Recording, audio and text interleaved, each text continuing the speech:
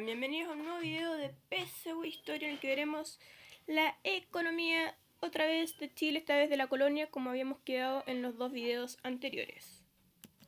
¿Qué veremos en este video en particular? Los impuestos coloniales, como continuación del video anterior de impuestos, la evolución de la extracción de recursos, o sea, qué recursos extraíamos, cómo fueron evolucionando, cómo fueron cambiando, por qué. Después veremos quiénes tenían la supremacía económica en Chile. Después los efectos colaterales del monopolio español. Y finalmente las conexiones económicas entre las gobernaciones y reinatos. Vamos a ver este tema que es un poco fome, que son los impuestos. Ya acordamos qué eran los impuestos, cómo pagaban impuestos los indígenas, pero como pueden imaginar, también las personas, los españoles, tenían que pagar impuestos durante la colonia, y los criollos también. Pero como ven, hay una cantidad enorme de impuestos. Yo diría que lo más importante son el quinto real, el almojarifajo y el diezmo. Pero lo vamos a ver todos, por supuesto, de una manera muy rápida. El quinto real era una quinta parte de los metales y piedras preciosas que se extraían de Chile o cualquier gobernación o virreinato de América. Es decir, Chile lo tuvo solamente un periodo corto de tiempo que pagar, como veremos a continuación, porque las piedras preciosas y metales se acabaron, pero eso lo veremos. El almojarifajo es como el arancel de aduana que diríamos ahora. Diremos, contribución aduanera sobre las mercaderías internadas al país o extraídas de él. La tasa de impuesto varió a lo largo del periodo colonial. Creo que está claro, se entiende. Es como el arancel que se pagaba por exportar o importar. La alcabala era el impuesto a los bienes que se transferían. Pueden ser muebles o inmuebles. ¿Qué separa a un bien mueble de un inmueble? Que el inmueble no se mueve, está muy claro. Por ejemplo, en una casa, o también en este caso inmueble califica como persona, pero no transferían personas porque no había esclavitud.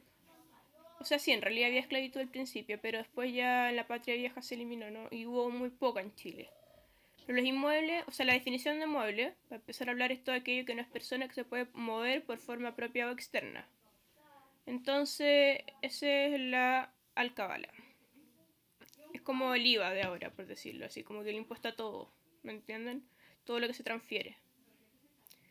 El diezmo es lo que se le paga a la iglesia. Es la 10ª parte de los productos agrícolas y ganaderos de cada año. Era cobrado por el Estado con la obligación de dedicar su producto al sustento de la iglesia. Acuérdense que en este momento la iglesia y el Estado están súper unidos. Lo vimos en un video de antes.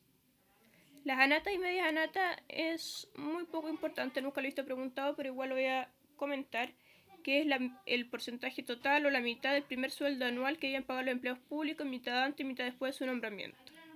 Es decir, cuando uno lo nombraban, por ejemplo, gobernador o mayordomo del cabildo, no sé, cualquier cosa así, al principio tenía que pagar un porcentaje total o la mitad de su sueldo para la corona. Y las derramas era cuando había guerra o una rebelión, se tenía que pedir este extra al rey para suplir este periodo extraordinario de guerra. Pero veamos ahora la actividad que principalmente se desarrolló en Chile en el siglo XVI, que a través de las... puse lavaderos y encomiendas, en realidad como que está un poco mal redactado, porque yo diría mejor los lavaderos a través de las encomiendas, ya que acuérdense lo que explicaba en los videos anteriores sobre el mercantilismo, que era el principal... era un sistema económico en el que el principal recurso, el principal medio por el cual una persona podía ser rica era mediante el oro. Entonces los españoles llegaron a Chile buscando oro, querían oro y a través de las encomiendas conseguían eso. Sin embargo, en 1580, poco antes del desastre de Curalaba, el oro se acaba, porque no había tanto, no encontraron más. Entonces empezaron a buscar luego del desastre de Curalaba una nueva forma de financiarse, una nueva actividad económica.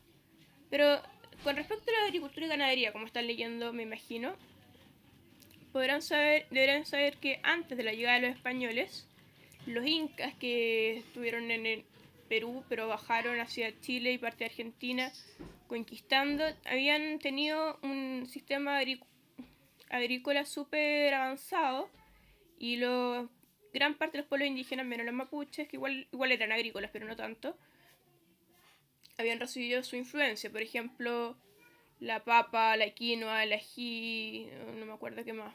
Todo lo que puse ahí es lo que me acuerdo, parece. Ya. Y todos esos productos eran extraídos, cultivados y todo por los pueblos indígenas, entonces no fue tan difícil. La influencia española fue principalmente con respecto a la ganadería. Ellos trajeron las gallinas, los caballos, muy importante, las ovejas, las vacas y todo eso que no había en Chile. Y se adaptaron muy fácilmente todos estos animales al territorio chileno o territorio americano en sí.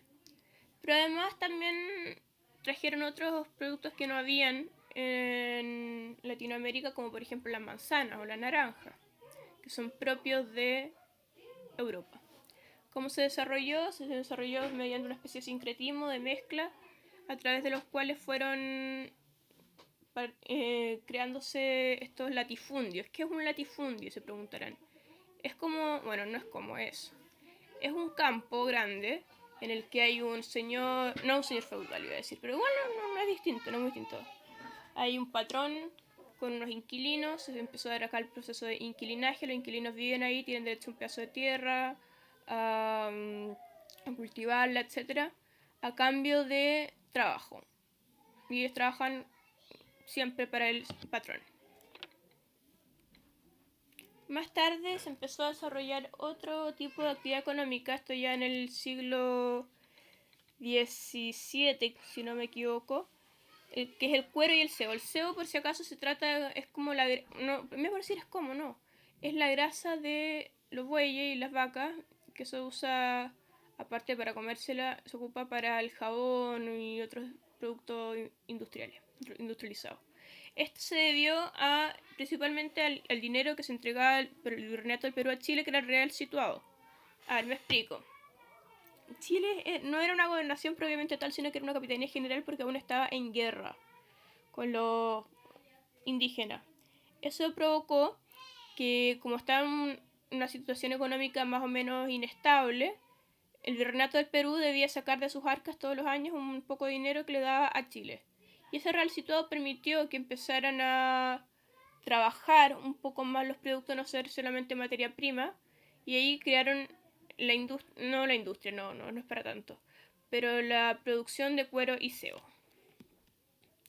A partir del siglo XVII y XVIII empezaron también a extraer trigo en los latifundios, las haciendas, etc. Y eso también era exportado al Perú, pero eso lo veremos más tarde. ¿Quién tenía la supremacía económica en este momento? Principalmente uno dirá como, los españoles, sí, los españoles, pero no solo ellos. También estaban sus descendientes, los criollos, que tenían un estatus social distinto a los españoles. Ser español, venir de la península ibérica, nació en España, te da un estatus social mucho más alto, pero los criollos también tenían la supremacía económica porque habían nacido de españoles en el fondo. Y a la vez los jesuitas, la iglesia, el clero, tenía una gran cantidad de tierras, de territorio, que le daba una supremacía económica muy grande. El monopolio comercial en esta época obviamente estaba súper latente. Después de las reformas borbónicas se ablandó un poco, permitiendo comerciar también con otros pueblos, con otras gobernaciones o virreinatos, siempre y cuando fueran todos del Imperio Español. Obviamente tuvo efectos colaterales como la piratería y los corsarios, gente que iba a vender de forma ilegal a otros países. Sin embargo, el estricto monopolio comercial se dio entre Chile y el Virreinato del Perú, que comerciaban. Entonces vamos a ver conexiones con los otros virreinatos. Como decíamos, Chile principalmente comerció con el Virreinato del Perú, que era el virreinato en el que se encontraba la Capitanía General de Chile. Le llevaba trigo más que nada. Le llevaba también cuero y sebo, también lo exportaba. En 1678 Perú tuvo un terremoto más o menos potente, que entonces ahí Chile se convirtió en el principal exportador de trigo, porque Perú también guatió, como decimos los chilenos, un poco en su economía. Sin embargo, hay quien dijo que el real situado, ese dinero que le daba el virreinato del Perú, o sea, de Lima hacia Chile, se malversaba. Entonces, entre ellos se encontraba Gabriel de Celada. Entonces, en un informe al rey en enero de 1610, de un informe, me da lata leer esto, pero que dice básicamente que el dinero se malversaba, que Chile lo ocupaba para cosas que no correspondían, entre otras cosas. Entonces, hay gente que criticaba el real situado, otra gente que lo alababa, pero eso fue principalmente lo que dio paso a una mejora económica en la evolución económica de Chile.